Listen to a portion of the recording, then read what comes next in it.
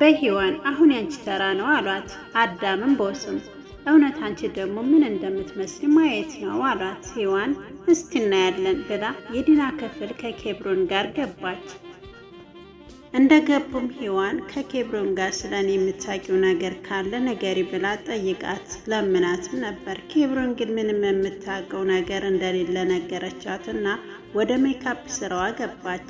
ለ40 ደቂቃዎች ያክል ተቸግራና ተጠባ ሔዋንን ልዕልት አስመሰለቻት። ከዛም ሔዋን ልብሴ እዚህ ስለሆነ ለብሼ ልውጣ ብላ ልብሷን ለበሰች።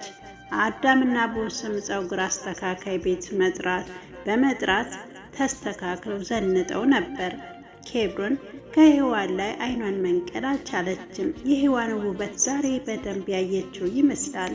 ሳሎን ሄዳ እና አዳምን አየቻቸው። ዋው! አረ ሰዎች በጣም አምሮባቸዋል፣ ከዓይን ያውጣችሁ ቱቱ አለችና ፈገግ አለች። ሁለቱም እናመሰግናለን አሉ። አሁን ደግሞ ሔዋንን ለማየት ተዘጋጁ አለችና አደራ ክፍል 24 ይሄንን ብለን ነበር። ዛሬም እንደሚከተለው ክፍል 25 ይዤላችሁ መጥቻለሁ። ቪዲዮውን ሲጀምሩት ሼር ላይክ እያረጋችሁ አበረታቱኝ። ክብራና ክብራት የዚህ ቻናል አድማጭ ተመልካቾች እንደምናላችሁ እንደምትስከዚህ ሰዓት ደረሳችሁ እያልኩ ወደ ታሪኩ አመራለሁ። አብራችሁ ቆዩ።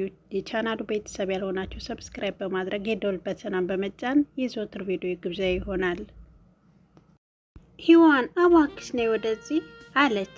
ሔዋን ደረጃውን ስትወርድ የታኮ ጫማዋ ድምፅ ይሰማል። በመጨረሻ ያዩትን ማመን ከበዳቸው። የፈጣሪ አለ አለ አዳም ያየው ማመን ተስኖት። ቦስ ሔዋን አለ ክው ብሎ። እጃቸውን አፋቸው ላይ ጭነው በጣም ተደመሙ። ልቅም ያልሽ ቆንጆ ነሽ አለ ቦስ። ሁለቱም እጆቿን ሳማቸው። ከዛም ወደ ዝግጅቱ ሄዱ። በጣም ቀውጢ ነበር። ሴት ወንዱ፣ አሮጊት ሽማግሌው፣ ጎረምሳው ህፃኑ፣ ሁሉም ሔዋንን አይቶ ያልፈዘዘ የለም። ዝግጅቱ ላይ በጣም ቆንጆ ነሽ የሚሏት በጣም ብዙ ናቸው። ሁሉም አድናቆታቸውን ገለጹላት። ዲና ስታያት ማመን ተሳናት። ለጓደኞቿ እየዞረች አስተዋወቀቻት። እህቴ ናት ስትል ግራ ገባቸው። ምክንያቱም ቤተሰብ እንደሌላት ያውቃሉ። ቢሆንም ሔዋንን ለመተዋወቅ ገና ሲያዋት ሁሉም ስለጓጉ ተዋወቋት። የረበሻት ነገር ድምጿ ነበር። ወንዶች ሔዋንን ከበዋታል። አልተዋት አሏት። እሷም ከነሱ ጋር ጨዋታውን አደራችው። ዲናም ከጓደኞቿ ጋር ጨዋታ ጀምራለች። ፕሮግራሙ ተጀመረ። በደመቀ እየተከበረ ነው። ሁሉም ተደስተዋል። ዲና ሰቃይ ተማሪ በመሆኗ ስጦታ ተሰጥቷታል። በጣም ደስተኛ ነበረች። የምረቃት ዝግጅቱ ላይ የተለያዩ ማዕረግ ላይ ያሉ ባለስልጣናቶችና አስተማሪዎች ሁሉም ተገኝተው ታድመው ነበር። ሁሉም ተደሰቱ። ዝግጅቱ ሲያልቅ ቤት ወደ ተዘጋጀው ድግስ ሄዱ። ዲና ቤት ውስጥ ያለውን ድባብ ማመን አልቻለችም። የአዳም የማታውቃቸው ጓደኞችና የቦስ ወዳጆች ተሰብስበዋል። የምግብና የመጠጥ ብዛት ማንም ቆጥሮ አይጨርሰውም። ዲና ጮኸች። በህይወቷ ያሳለፈችው ጥቃቅን ደስታዎች ተጠረቃቅመው ቢሰፍሩ እንኳን ይህንን አያክልም። የደስታ እብደት አበደች። በጣም ተደስታ ስትጨፍር ቆየች። የስጦታ መስጠት ሰዓት ደረሰ። መጀመሪያ ሔዋን ነበረች የሰጠቻት። ከዛ ደግሞ ቦስ የሚያምር ስልክ ሰጣት። የአዳም ተራ ሲደርስ ወደ እሷ ተጠግቶ እጇን ይዞ እስካሁን ላደረግሽልኝ መልካም ይህ ሁሉ ነገር ያንስብሻል። የሰው ፍቅር በቁስል አይቀየርም፣ ግን ይህንን ስሰጥሽ ውለታሽን አስቤ አይደለም ብሎ ከረባቱን አውልቆ አይኗን አሰራት። የተጋረደውን ነጭ መጋረጃ ገፈፈው። ሁሉም ሰው አጨበጨበ። ዲና ግራ ገባት። አይኔን ፍታልኝ፣ በጉጉት አትግደለኝ አለችው። ሳቅ ብሎ ፈታላት። ዲና ያየችው እውነት አልመስልሽ አላት። የሆነ ጊዜ ስልኳ ላይ ያለውን የመኪና ፎቶ ሲያምር ብላ አሳይታ ወሬዋ ሁሉ ስለዚህ መኪና ነበር። ዲና አዳምን ጥምጥም ብላ አቀፈችው። አለቀሰች።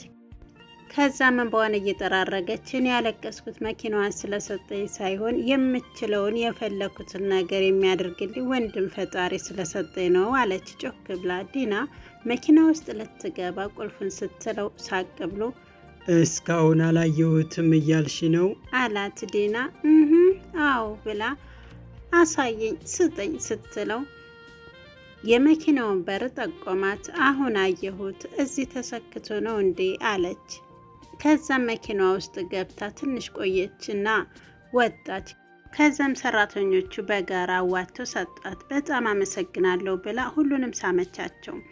ቦስ በተደጋጋሚ ሲደወልለት ስለነበር አስቸኳይ ስራ አለብኝ በቃ ሊሄድ ነው ብሎ 10:50 ላይ ሄደ። ዲና ቅር አላት፣ በጣም ከፋት። ከኔ ምርቃት ዝግጅት የሚበልጥ ምን ተገኘ አለች በውስጧ። ግን እየቆየ ሲሄድ ድብርቷ ለቀቅ አድርጓት ዘና አለች። ከምሽቱ 2:35 ዝግጅቱ አልቆ እንግዶች በየቤታቸው ሄዱ።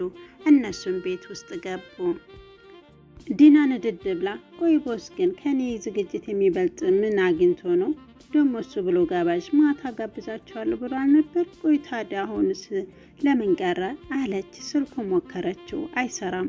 አዳም በቃ አትናደጂ፣ እኔ ጋብዝሻለሁ። ሂዋን አንቺም ልብስሽን ቀይሪው፣ ማታ ለግብዣው ልናደርገው የነበረውን ልብስ ቀይረን እንውጣ፣ ቦስ ይቆያል አላቸው። ሂዋን እሺ አለች። ዲናም ተከትላቸው ተስማምቻለሁ አለችና ሁሉም ለባብሰው ለራት ልብስ እንዲሆን የገዙትን ልብስ ለብሰው ወጡ።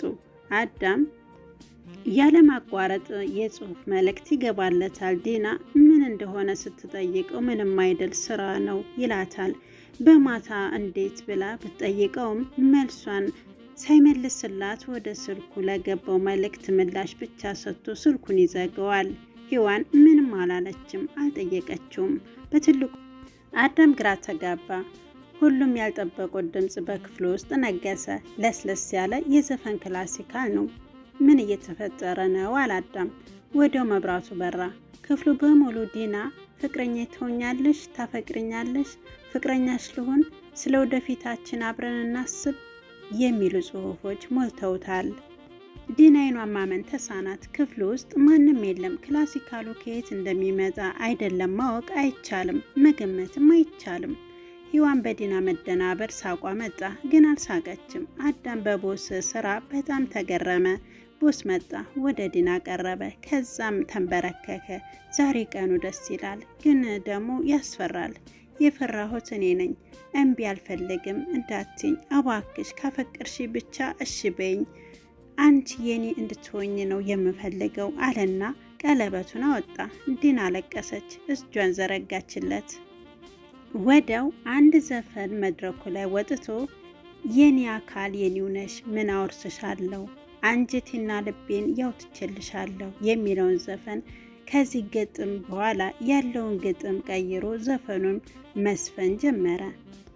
ልክ እንደ ትክክለኛው ዘፈን አስመስሎ የኔ አካል የኔው ነሽ ምን አወርስሻለሁ አንጀቴና ልቤን ያውትችልሻለሁ ፍቅርሽን በህልሜ የኔ ዓለም ሳውጣ ሳወርድ የኔ ዓለም እያለ ዘፈነ። ቦስ ዲናሽ በማለቷ ደስ አለው። እጇን ይዞ ወደ ምግብ ጠረጴዛ ወሰዳት። ሂዋን አዳምን ያኔ በድንጋጤ አቅፋ እንደያዘችው አለቀቀችውም ነበር። እነሱም ተያይዘው ወደ ጠረጴዛው ሄዱ። አራቱም ተቀመጡ። ቦስ ሆቴሉን በዝግ ነው ዛሬ የተከራየው እስከ ምሽቱ 8 ሰዓት እንዲሁም ሲዝናኑና ሲሳሳቁት ሲጨፍሩ አመሹ። ከዛም ሲጨርሱ ሹፌራቸውን ጠርተው ቤት ሄዱ። ሲደርሱ ሰዓቱ 9:20 ነበር። ሁሉም በለበሱት ልብስ ተኙ። ጠዋት ሁሉም አልተነሱም። እስከ ቀኑ 7 ሰዓት ተኝተው አረፈዱ።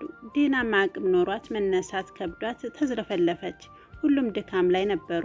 7 ሰዓት ሲል ግን ሂዋን ድካሟን ጨርሳ ተነሳች። ዲናም የሂዋንን ድምፅ ከሰራተኞቹ ጋር ሰምታ ተነሳች። ወንዶቹም ዲናና ሂዋን ውሃ ረጭተው አስነሷቸው። ሂዋን ዛሬ ተርፌያለሁ አለች እየሳቀች። ዲና ዛሬም አላልሽም አለቻት። ቀውስ ነሽ አለ ቦስ። አዳም ሳቅ ብሎ አረ ተው አሁንማ ልዕልትህ ናት አትስደባት አለው። ዲናም አዎ እስቲ እንደሱ ንገርልኝ አለችው።